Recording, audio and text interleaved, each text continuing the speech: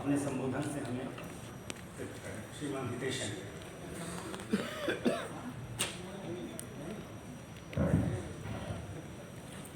दो बातें प्रारंभ में कहना चाहूंगा।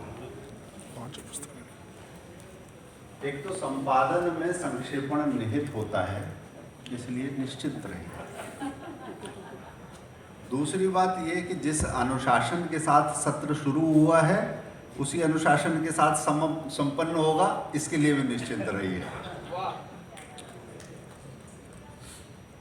आदरणीय मंच और सभागार में उपस्थित सुधी श्रोतागण, पत्रकारिता अपने आप को अपडेट भी करती रहती है। अभी मैं वहाँ बैठे बैठे कुछ बिंदु ले रहा था। पिछले सत्र में केंद्रीय हिंदी संस्थान आगरा के उपाध्यक्ष अनिल जोशी जी ने कहा कि भाषा की एक संस्कृति होती है। अभी भाई साहब श्रीधर पराडकर जी ने कहा कि भाषा अपने साथ संस्कृति, धर्म, इतिहास सबको साथ लेकर चलती है। और परिचय जी ने भी, जो सत्र का संचालन कर रहे हैं, उन्होंने भी कहा कि आचरण की अभिव्यक्ति भाषा से होती है। तीनों का सूत्र संस्कृति से जुड़ता है, मगर मीडिया की बात करें तो मीडिया संस्कृति से कितनी जुड़ती है, बात यहां से करनी चाहिए। और मीडिया के आप अलग अलग रूप देखिए, साहित्य में उसकी अभिव्यक्ति देखिए, रिपोर्टिंग पत्रकारिता में उसको देखिए, मनोरंजन जगत में देखिए। हम कॉलेज के समय से एक बात करते आ रहे थे कि बॉलीवुड का एक गाना होता था, जेहाले मिस्किन मुकुन बरंजिश बहार हिजरा बेचारा दिल है। तो इसमें सुनाई देती है दिल की धड़कन, तुम्हारा दिल है हमारा दिल है, तुम्हारा हमारा बेचारा, और दिल के अलावा कुछ समझ में नहीं आता। संस्कृति से कुछ लेना देना नहीं है। मनोरंजन संस्कृति से कट गया था। परंतु उसके साथ ही जब थोड़ा गंभीर उसकी बात करें, पत्रकारिता ने उस संस्कृति को कैसे लिया।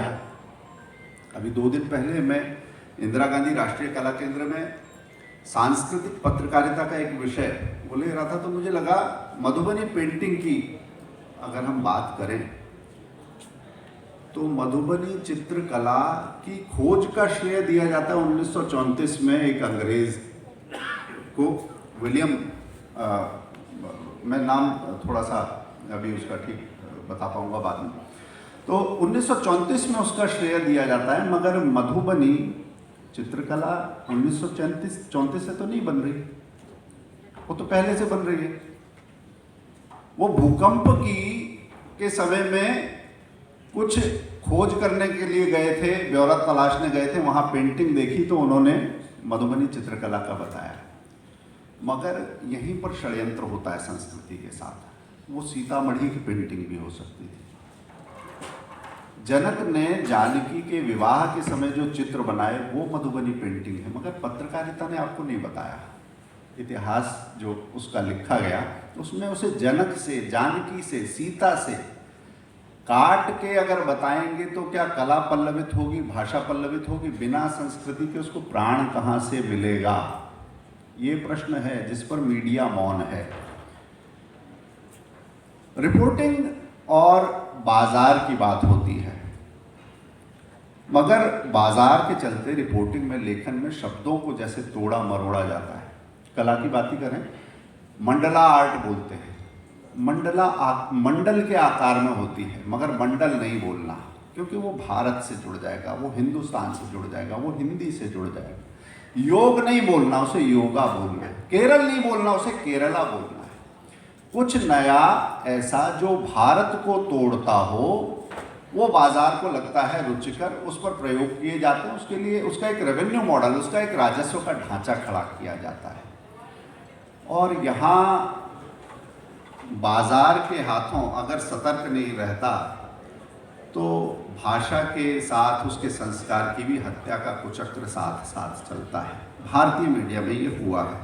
और विश्वबोध की बात कर रहे हैं, हमारे से पहले के एक वक्ता भूगोल के थे, प्रोफेसर साहब, उन्होंने बात की, तो मैं विशेष कर कहता हूँ कि जब विश्वबोध की बात करते हैं तो उसका एक निश्चित भूगोल होता है। उस भूगोल के बिना आप विश्व की कल्पना नहीं कर सकते। उस भूगोल के बिना आप हिंदी की भी कल्पना नहीं कर सकते।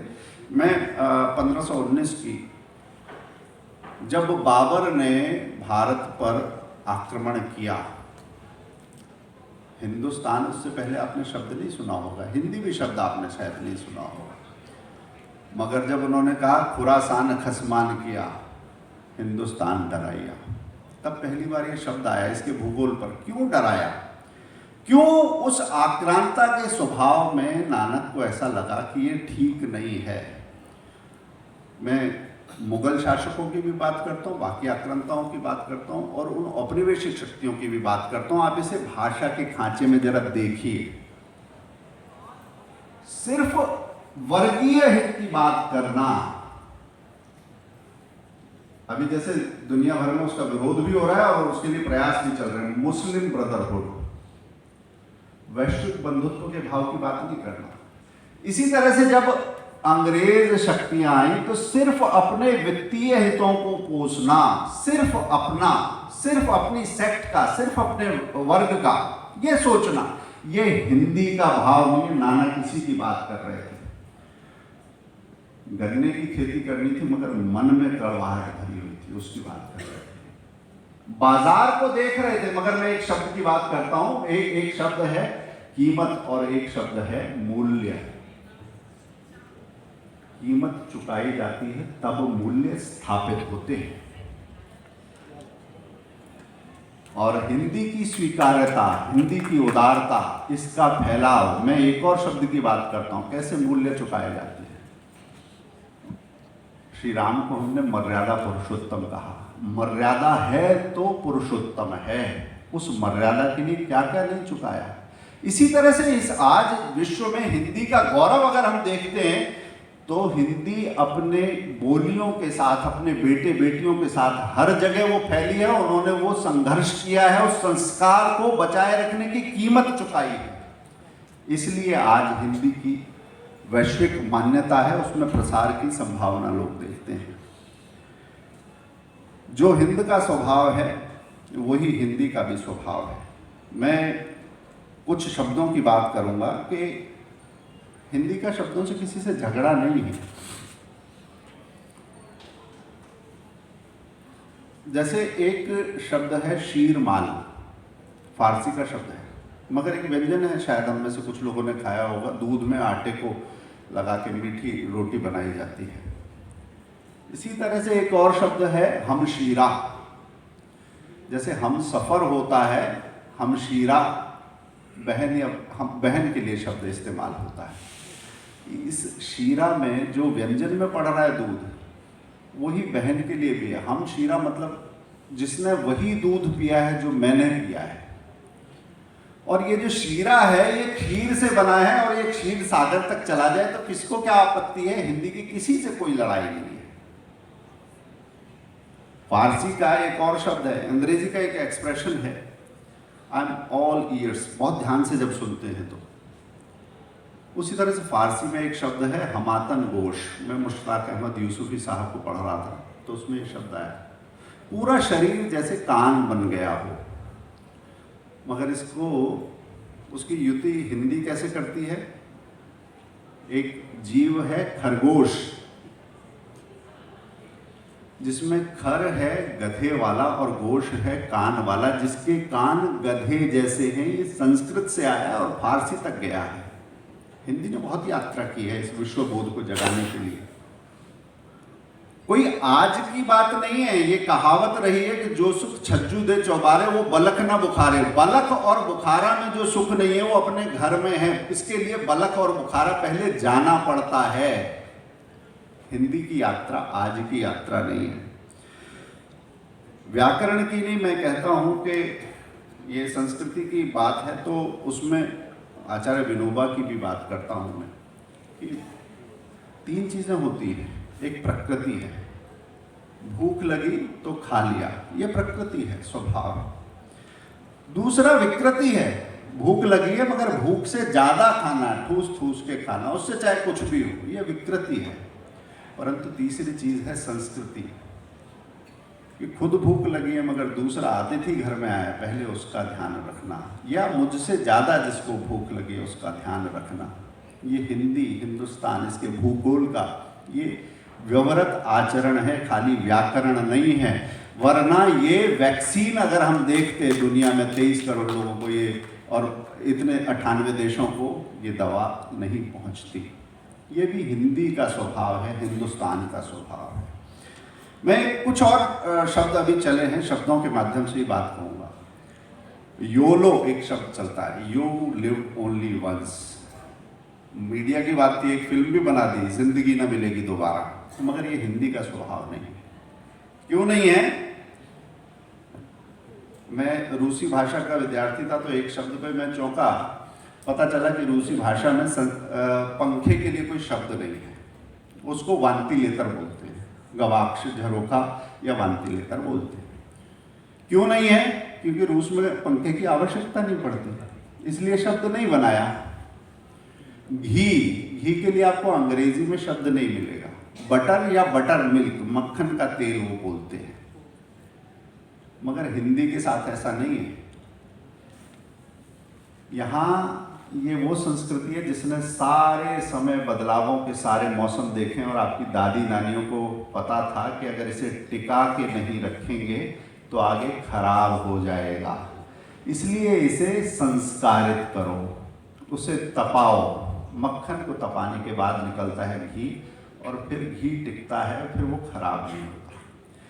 और मैंने संस्कारित इसलिए कहा क्योंकि ये संस्कार, ये शब्द आपको विश्व की किसी अन्य भाषा में नहीं मिलता, और यही वो कुंजी है जो हिंदी को वैश्विक स्तर पर उसकी स्वीकार्यता दिलाने के लिए जो उसका सबसे बड़ा कारक है। व्यक्ति को इस प्रकार संस्कारित करना कि नहीं सिर्फ अपना नहीं, अपने परिवार का नहीं, सबका सोचना है। अगर एक का खराब करोगे तो सबका खराब होगा। चींटी कोई रेवेन्यू नहीं दे रही जिसको दादी जाके आटा खिलाती है, कुत्ता कोई क्रेडिट पॉइंट्स नहीं दे रहा, कौवा आपके घर की रखवाली नहीं करता, मगर हम सबको साथ लेके चलते हैं। उसमें लाभ नहीं देखना, सिर्फ अपना नहीं देखना। ये जो स्वभाव है, ये सरोकार है, ये विस्तार है, मन का ये जो औदार्य है, ये हिंदी का भाव है। और मुझे लगता है आज जो संभावना, यूनिवर्सल ब्रदरहुड की जो बात होती है, विश्व बंधुत्व की बात होती है, वो हिंदी के इसी संस्कारित करने की क्षमता और वो संस्कृति जिसने न जाने कितने दौर देखे हैं वहाँ से आई है। आज कुछ तकनीकी आवश्यकताएं अवश्य हैं, जैसे आपको बहुत सारे कीबोर्ड्स को एक साथ लाना पड़ेगा, कोई मानक कीबोर्ड नहीं है। 12-13 कीबोर्ड्स को साथ लाने का काम पांचजन्य ने किया है। आगे आने वाले समय में आप अपनी भाषा में ही अपने फॉन्ट बना सकें, और ये सब कुछ तकनीकी पक्ष है पत्रकारिता से अलग। मैं कुछ तकनीकी टीमों के साथ काम कर रहा हूँ। अगर वो हो सका तो लगता है कि हिंदी की थोड़ी और सेवा कर पाएंगे, और हिंदी की नहीं, अपनी संस्कृति के लिए जो हमारा संकल्प है उसको पूरा करने की दिशा में एक कदम बढ़ा पाएंगे। हम सब एक कदम बढ़ाएं तो मुझे लगता है ऐसे विचार और ऐसे सेमिनार का औचित्य है। धन्यवाद।